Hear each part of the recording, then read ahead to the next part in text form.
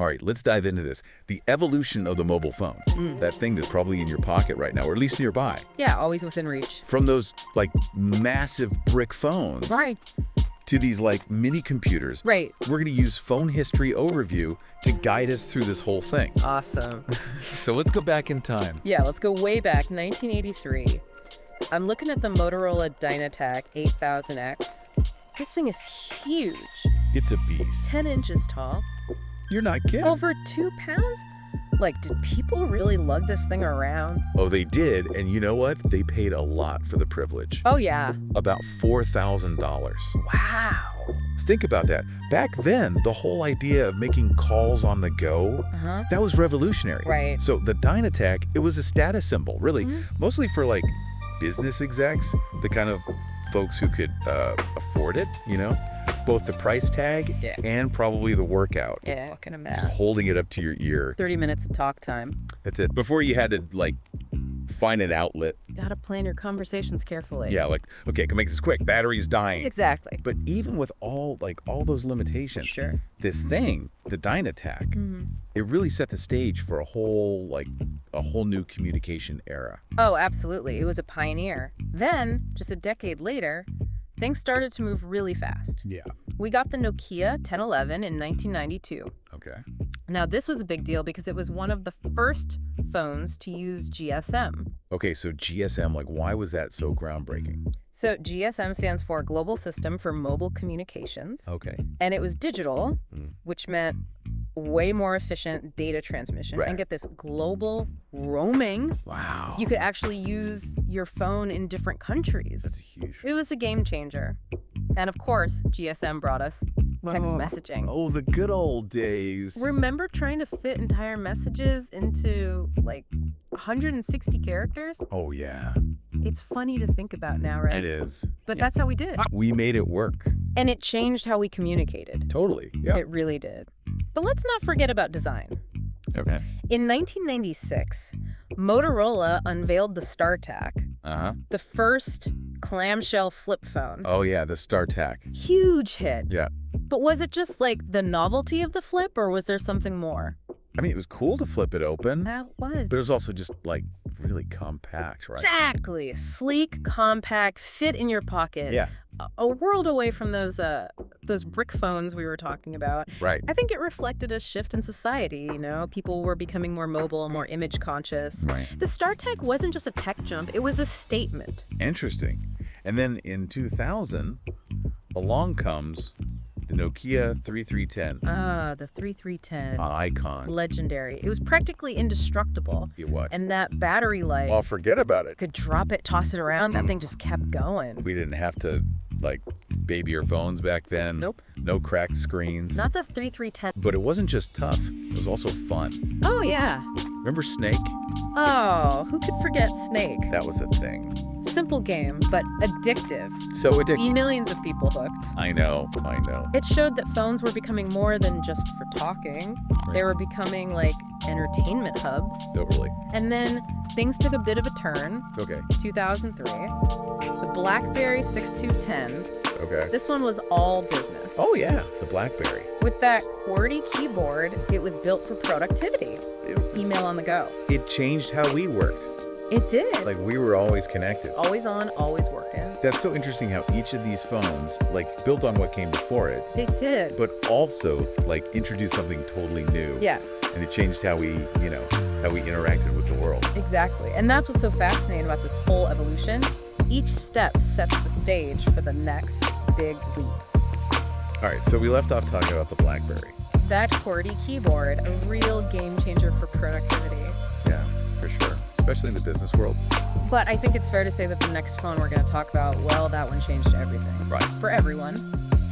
The iPhone. 2007. The year the world went, whoa, what is this? Yeah, it wasn't just an upgrade. It was like a whole new way of thinking about phones. A total paradigm shift, you could say? Totally. Okay, so first of all, the iPhone, sleek, beautiful. Oh, yeah. And that touch screen, Revolutionary. goodbye, tiny buttons. Hello, big, gorgeous screen. It just felt so intuitive, so natural. It did. But I think what really made the iPhone special wasn't just the hardware, right? You're right, the software was the key. Okay. The operating system was built for touch, and it was so easy to use, even for people who, weren't tech savvy. Right. They could just pick it up and figure it out. And then, bam, 2008, the App Store launches. Oh, yeah. And suddenly, the iPhone, it's not just a phone anymore. It's a platform. Right. It can do anything. Millions of apps, games, productivity tools, social media. It was like an explosion of creativity. Absolutely. The App Store was brilliant. It created this whole ecosystem. Yeah. Developers and users all pushing the boundaries of what a phone could do. It felt like every day there was a new app, a new game, something new to try. It was an exciting time. But the iPhone wasn't the only one in this new smartphone world, right? What about Android? Ah, yes. Enter the HTC Dream, also called the T-Mobile G1. 2008. This is where things get interesting. Okay. Because unlike the iPhone, which was all Apple, Yeah.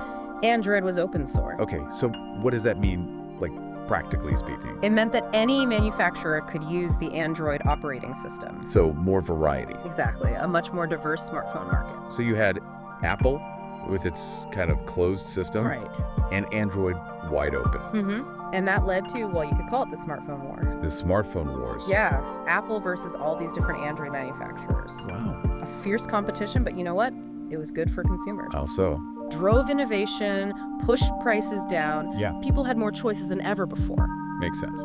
Okay, so who are the big players in the Android world? Well, Samsung emerged as a major force.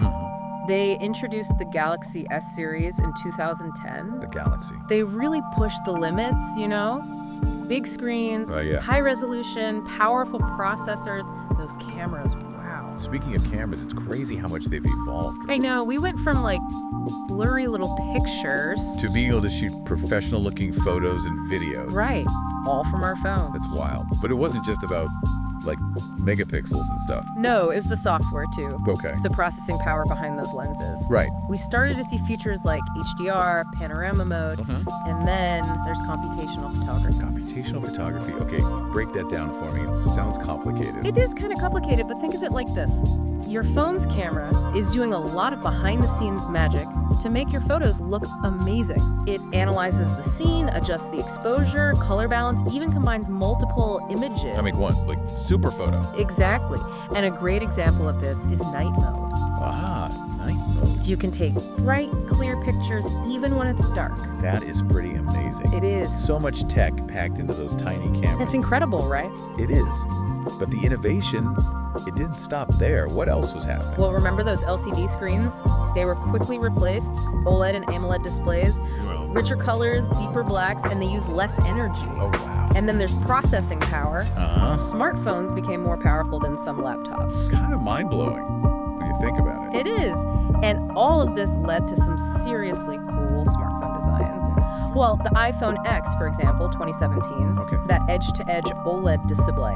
Yeah. No more bezels, all screen. He was beautiful. And then there was Face ID, Face ID. facial recognition to unlock your phone. It felt futuristic. It did. Like something out of a sci-fi movie. And then, 2019, foldable phones hit the scene. Oh yeah, the Samsung Galaxy Fold, for example. A phone that unfolds into a tablet. Pretty wild, right? Display technology had come so far. It really had. It's amazing to think about how far smartphones have come, From those clunky early models to what we have today. It's been quite a journey. But the story isn't just about the technology itself, right? You're right. It's about how these devices have changed our lives, our society. That's what we're going to get into next, the impact of the smartphone. All right, welcome back to the deep dive. We've been on this, whirlwind tour of the mobile phone's history. From those clunky bricks to, the sleek, powerful devices we have now. It's pretty amazing when you think about it. It really is. But as we kind of, look ahead to what's coming next, I think it's important to pause and think about, the impact of all this. Yeah, we've talked about all the good stuff, all the amazing things smartphones can do, but there's, another side to this constant connection, isn't there? Definitely. Privacy, for one. Oh, yeah, that's a big one. I mean, these things, they hold so much personal information. Everything. Our contacts, our messages, our photos, our browsing history, location data. It's kind of scary when you list it all out like that. It is a bit, yeah. And with all the apps we use. So many. We're constantly giving permissions, sharing data.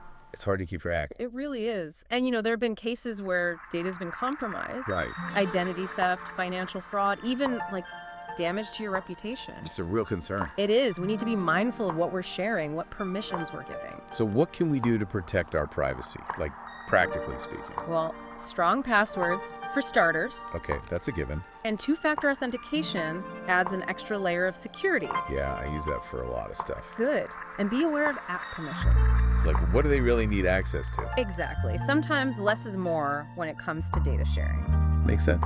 And it's not just about, our individual privacy, right? Now, there are broader societal implications. Like what? Well, think about social media. Yeah.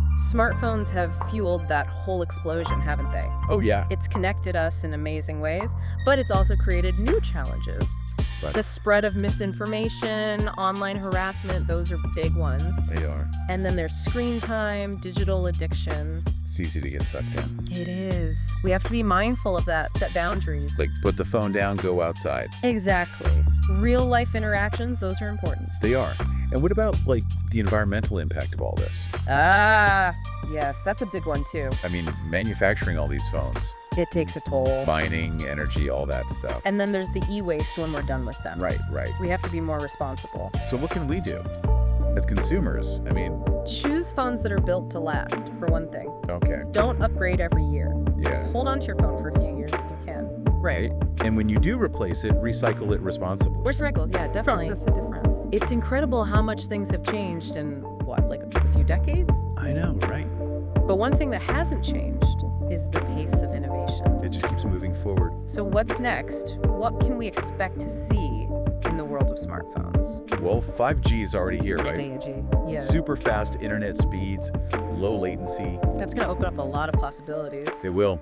New apps, new services, things we haven't even imagined yet. Exciting. What else? AR and VR are becoming more integrated.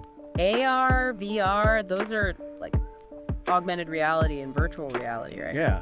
Imagine holding up your phone and seeing virtual objects layered onto the real world. That's wild. Or putting on a headset and being transported to a completely different environment. Sounds like science fiction. It does, doesn't it? But it's becoming reality. Okay, so what about AI? Artificial intelligence. AI is already a big part of our phones.